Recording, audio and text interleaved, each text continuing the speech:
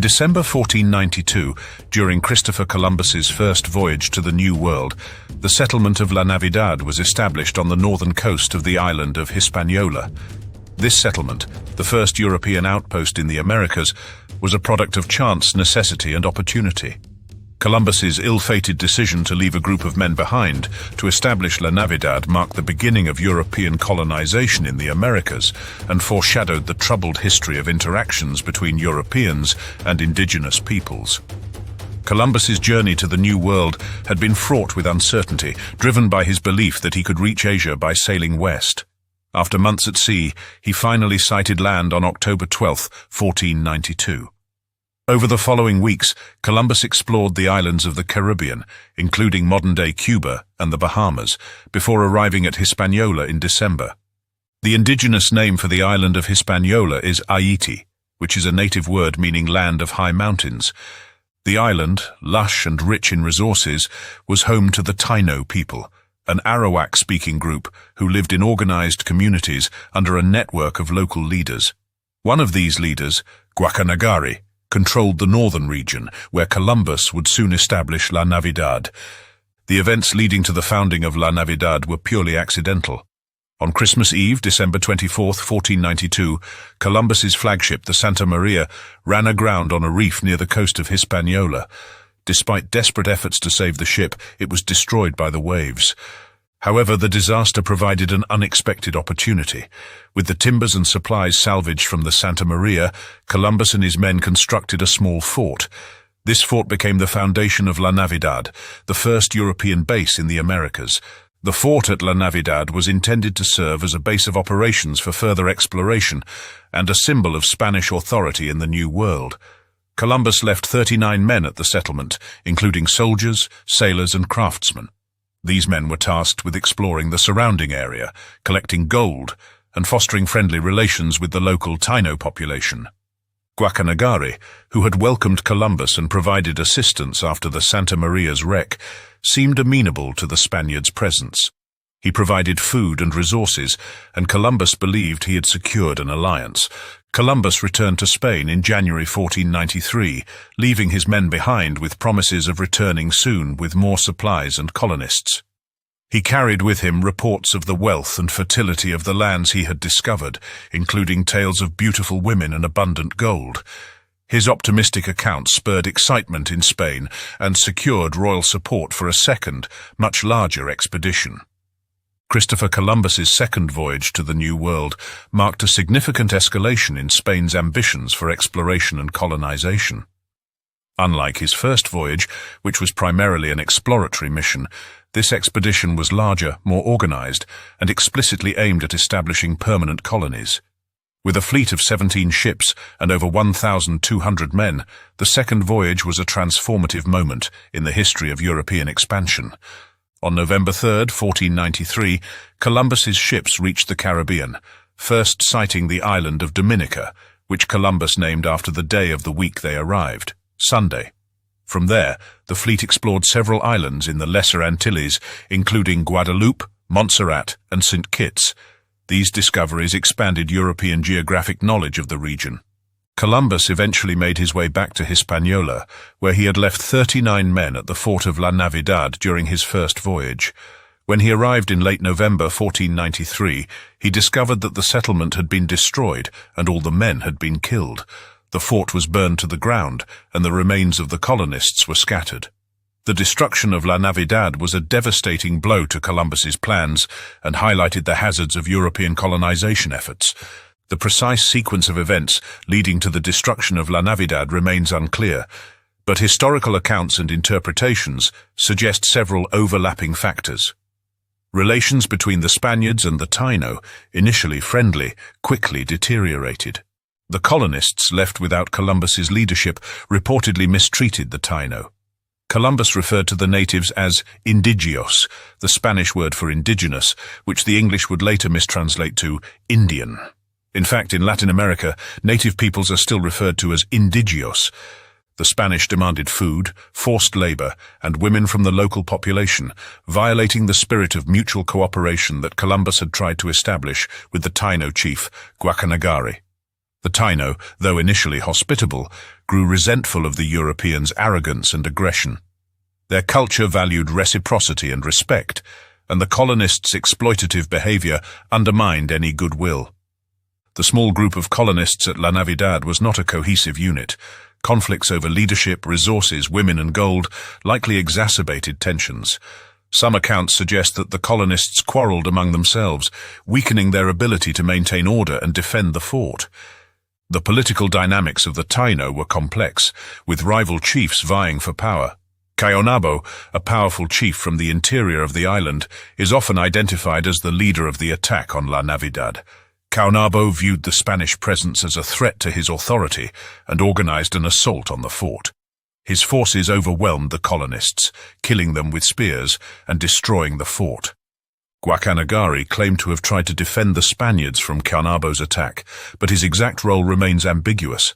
When Columbus arrived, Guacanagari presented himself as an ally, showing wounds he claimed to have sustained during the attack. However, some historians speculate that Guacanagari may have been complicit in the attack, or at least failed to intervene decisively. The destruction of La Navidad was a severe blow to Columbus's plans for colonization. Faced with the failure of the settlement, Columbus decided to establish a new colony further east, at a site he named La Isabela. This new settlement, however, faced its own challenges and continued conflict with the Taino. Columbus's response to the destruction of La Navidad also marked a turning point in his approach to the indigenous peoples of the Caribbean. While his initial encounters with the Taino had been characterized by diplomacy and mutual exchange, the destruction of the settlement hardened his attitude. Meanwhile, Columbus continued to explore the Caribbean, seeking new lands and resources. He sailed along the southern coast of Cuba, mistakenly believing it to be part of mainland Asia. He also explored parts of Jamaica and Puerto Rico and smaller islands. The Taino people, whom Columbus had first encountered on his initial voyage, were central to the second voyage. The Taino initially provided food and assistance to the Spaniards, but the relationship quickly soured. The Spanish demanded gold and labor from the Taino, introducing systems of tribute and forced labor. The initial warmth and hospitality shown by the Arawak people contrast sharply with the destruction that followed. Columbus's interactions with the Arawak set the tone for future European colonization in the Americas, characterized by conquest, enslavement, and total disregard for indigenous lives and cultures. In 1496, Columbus returned to Spain to report on the progress of his voyage. He left his brother, Bartholomew Columbus, in charge of the colonies. Upon his return, Columbus presented a mixed report to King Ferdinand and Queen Isabella. While he emphasized the new lands he had explored and the potential for wealth and expansion, the destruction of La Navidad, the struggles at La Isabela, and growing complaints about his leadership cast a shadow over his achievements. Thus, Columbus's third voyage marked a critical moment in his explorations of the New World. Unlike his earlier voyages, which primarily focused on the islands of the Caribbean, the third voyage brought Columbus to the mainland of South America. It was during this journey that he became the first European to set eyes on what is now Venezuela, introducing Europeans to the South American continent.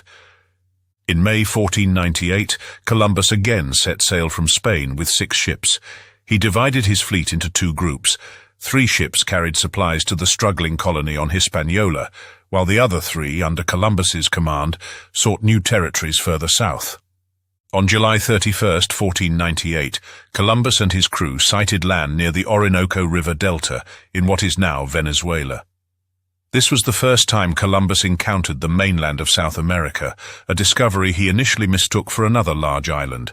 He named it La Tierra de Gracia, the Land of Grace, because of its lush beauty and the freshwater rivers flowing into the sea. As Columbus explored the coast, he noted the immense flow of fresh water mixing with the salty Atlantic Ocean, leading him to conclude that he was near a vast landmass, possibly the terrestrial paradise described in religious texts. Although he did not fully understand the significance of his discovery, he realized that this land was unlike the islands he had previously explored. Columbus made contact with the native peoples of the region, groups belonging to the Carib or Arawak cultures. The interactions were primarily peaceful, as Columbus was focused on exploration rather than immediate conquest or settlement. They welcomed Columbus and his crew with curiosity and generosity, trading pearls and other goods. Columbus marveled at the abundance of pearls in the region, marking Venezuela as a potential source of immense wealth for Spain. While Columbus did not fully grasp the significance of this new land, his voyage opened the door for future expeditions, including those by explorers including Amerigo Vespucci and Francisco de Orellana. His third voyage highlighted Columbus's determination and resilience, but also underscored his growing difficulties in managing the colonies and the challenges of exploration. His discovery of Venezuela remains a milestone in the history of European exploration and the eventual colonization of South America.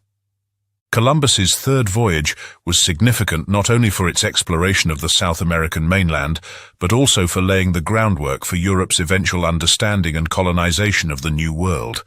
His encounter with South America marked the beginning of European exploration and exploitation of the South American continent. Subsequent expeditions were marked by increasing conflict, coercion, and exploitation. The short-lived history of La Navidad offers valuable insights into the dynamics of early European colonization and its consequences for indigenous populations.